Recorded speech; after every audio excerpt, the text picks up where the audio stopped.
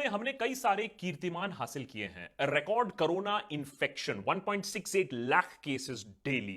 Total corona cases में Brazil को भी मात देते हुए वर्ल्ड नंबर 2 बन गए हैं। 1.35 लाख करोड़ केसेस। अब तक देश में 1.7 लाख लोग कोरोना से मारे जा चुके हैं। 13 लाख लोग एक्टिव केसेस में अभी कोरोना से जूझ रहे हैं। ये ऑफिशियल आंकड़े हैं, अनऑफिशियल का पता नहीं, ये तो आपको भी पता है। हॉस्पिटल में बेड और शमशान घाट में चिता जलाने के लिए जगह तक नहीं मिल रही है। शहरों में मास्क ना पहनने पे और रात को निकलने पे पुलिस डंडे बरसा रही है। लेकिन वहीं एक अलग डायमेंशन में इसी देश में 30 से 40 लाख श्रद्धालु कुंभ पहुंचे हुए हैं और सैकड़ों बंगाल में पॉलिटिकल रैलियां निकाल रहे हैं। खेला हॉबे, आशोल पोरी बोर्तोन हॉबे ला रहे हैं।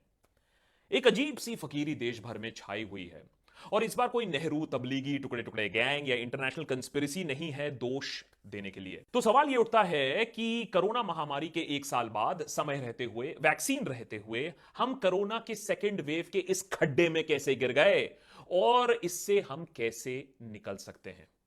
बड़ी दिलचस्प कहानी है ये कोरोना की, सरकार की गरूर की, आपके और हमारी नादानी की, और पूरी कहानी बताऊंगा आज मैं आपको देशभक्त पे। लेकिन पहले किंतु परंतु थोड़ा सा टीका उत्सव मना लीजिए, सब्सक्राइब बटन पर हाथ दाब दीजिए, बेल आइकॉन को थोड़ा टिनटिना दीजिए, और अगर हमारा काम आपको पसंद आता है तो मेंबर बनिए देशभक्त के और हमारे एक्सक्लूसिव डिस्कॉर्ड सर्वर को भी एक्सेस कीजिए।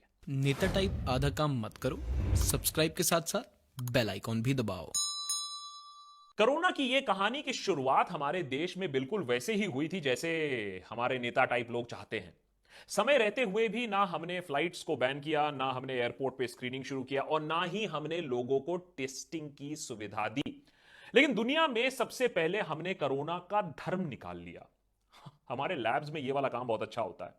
इस बार नेहरू की नहीं, निजामुद्दीन मरकज की गलती थी। इंटरनेशनल जमात वहां जो आ गई थी, हमें यह बताया गया कि ये लोग जानबूझकर देश भर में कोरोना फैला रहे हैं। कोरोना जिहाद चल रहा है हमारे खिलाफ। हम भी भेड़ बकरी थे, हमने भी ये बात मान ली। नेता टाइप लोगों ने सोचा कोरोना है, बेनिफिट मिल सकता है। उधर गोदी मीडिया ने भी अपनी न्यूज जिहाद एकदम छेड़ दी। कोरोना के खिलाफ नहीं, एक पूरे समुदाय के खिलाफ। लॉकडाउन की कोशिशों पर तबलीगी जमात ने पानी फेर दिया है और इसकी कीमत पूरे देश के लोगों को चुकानी पड़ी है।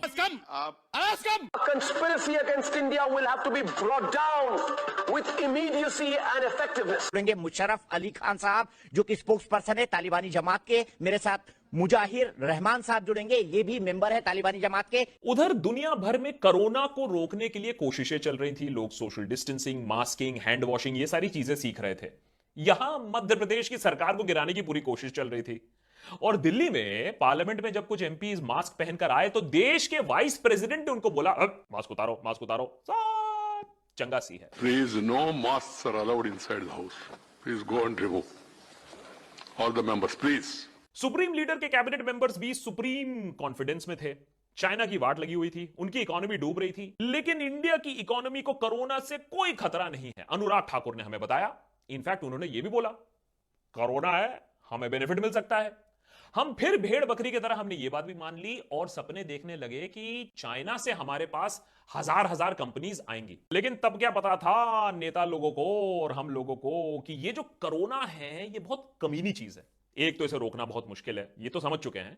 उसके ऊपर ये किसी नेता के झांसे में नहीं आता है और ना ही किसी के लाल आंख से ये डरता है और ना ही किसी सेडिशन चार्ज से ये वापस जाता है।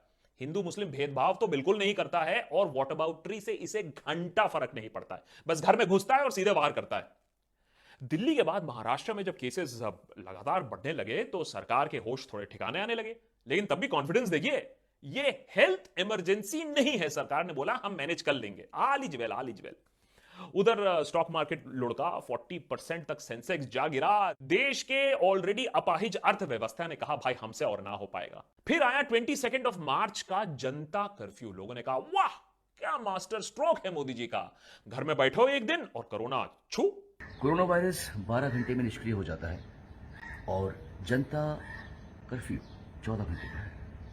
तो आप समझ सकते हैं कि ये कितना बड़ा मास्टर स्ट्रोक है। और मोदी जी ने यह भी कहा कि भैया देखिए 5 मिनट फ्रंटलाइन वर्कर्स को धन्यवाद दे दीजिए। रविवार को शाम को 5 बजे 5 मिनट तक जनता ने कहा, अरे लीजिए 5 मिनट क्या 1 घंटे तक दरवाजे पर, बालकनी पर, छतों पर बजा डाला, जो मिला बजा डाला। देशभक्ति में एकदम विलीन हो चुका था। दिवाली भी बोली, am I a joke to you?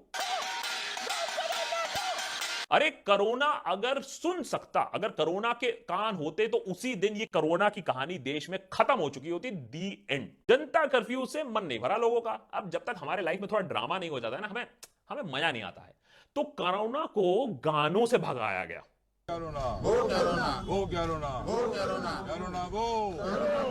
फिर कोरोना को गौमूत्र से भगाया गया। आपको लगता है गंगा जल और गौमूत्र बराबर है? बराबर, बिल्कुल। ट्रंप को भी भेज रहे हैं, गौमूत्र भेज रहे हैं ट्रंप, प्रधानमंत्री जी के पास जा रहे हैं, प्रधानमंत्री तो स्वयं पीते हैं। फिर कोरोना को सारे घरेलू नुस्खे अपनाकर भगाया गया। उसके बाद सरकार ने बोला, ये बचकानी हरकतें छोड़ते हैं, थोड़ा बड़ा सोचते हैं। जीएसटी से भी बड़ा, नोटबंदी से भी बड़ा, इतना बड़ा कि देश हिल जाए, कोरोना की रूह कांप जाए। एक मास्टर स्ट्रोक नहीं, मास्टर स्ट्रोक का बादशाह तो हो गया। 4 घंटे में भारत जैसे बड़े देश को लॉकडाउन में डाल दिया। आज रात 12 बजे से संपूर्ण देश में संपूर्ण लॉकडाउन होने जा रहा है। जैसा नोटबंदी में हुआ था, नो डिस्कशन, ओनली एक्शन। जो होगा देखा जाएगा। अरे भाई कोशिश तो कर रहे हैं। पॉलिटिक्स में याद रखिए, कोशिश के नंबर मिलते हैं, नतीजे के नहीं मिलते हैं। साथ ही साथ 15,000 करोड़ रुपए की फंडिंग का ऐलान किया गया देश की मेडिकल इंफ्रास्ट्रक्चर को सुधारने के लिए। इस फंडिंग के चलते आज आपको अस्पतालों के सामने लाइन नहीं लगाना पड़ता है, दवाई आपको टाइम पे मिल जाती है और आईसीयू में बेड्स अवेलेबल हैं। लिप्टाडूज आपको यह बात नहीं बताएंगे कि पीएम केयर फंड के चलते हुए ही देश की हालत इतनी सुधरी है। यही काम अगर नेहरू 70 साल पहले कर देते, अरे देश में कोरोना नहीं आता। Anyways, getting back to the story. Lockdown से कोरोना तो नहीं मरा, लेकिन लोग मरने जरूर शुरू हो गए। पार्टीशन के बाद भारत में सबसे बड़ा माइग्रेंट क्राइसिस। सरकार ने मानो कहा कि भैया देखो, जो करना है कर लो तुम, हमें इससे कुछ लेना देना नहीं है। तो बेचारा मजदूर मजबूर होकर निकल पड़ा अपने घर, बिना कार, बिना ट्रेन, बिना बस। कुछ ट्रैक पे मरे, कुछ रास्ते पर। लेकिन कोमा में तब भी पड़ा विपक्ष ज्यादा कुछ बोल नहीं पाया, क्योंकि उसे भी एक अंदरूनी बीमारी खाए जा रही थी, चुप्पी की। मीनवाइल कोरोना के फर्स्ट वेव में केसेस बढ़ते जा रहे थे, अस्पताल में बेड नहीं मिल रहे थे, लेकिन सरकार ने कोई कसर नहीं छोड़ी थी। मार्केटिंग में, इमेज मैनेजमेंट में, दुनिया में टॉप स्पॉट की तरफ देश बढ़ रहा था, लेकिन पॉपुलेशन से परसेंटेज निकाल के बताया गया कि देखिए भारत का परसेंटेज तो दुनिया में सबसे कम है, यहां तो ऑल इज वेल। हमने ये बात भी मान ली भेड़ बकरी बनकर। भाई नेता लोगों ने भी सही सोचा ना, पॉपुलेशन इतनी है, इसका बेनिफिट मिल सकता है। उधर दुनिया भर में वैक्सीन्स बन रही थी, यहां बाबा रामदेव कोरोनिल, WHO कोरोनिल रिलीज कर रहे थे। कोरोना का इलाज देश में हमारे निकल चुका था without any scientific research, without any papers, without any field test trials. इसको कहते हैं चांस पे डांस, और बहुत सारे व्यापारी ये वाला काम करते हैं, वो ठीक है। लेकिन यहां देश के स्वास्थ्य मंत्री इस कार्यक्रम में भाग ले रहे हैं, एक अनप्रूवन ड्रग को इंट्रोड्यूस कर रहे हैं मार्केट में। मामले ने जब तूल पकड़ा, जब बहुत सारे लोगों ने और बहुत सारे देशों ने हम पर हंसा, तो कोरोनिल को डाउनग्रेड कर दिया। कोरोना के इलाज से डाउनग्रेड करके उसे इम्यूनिटी बूस्टर बना दिया गया।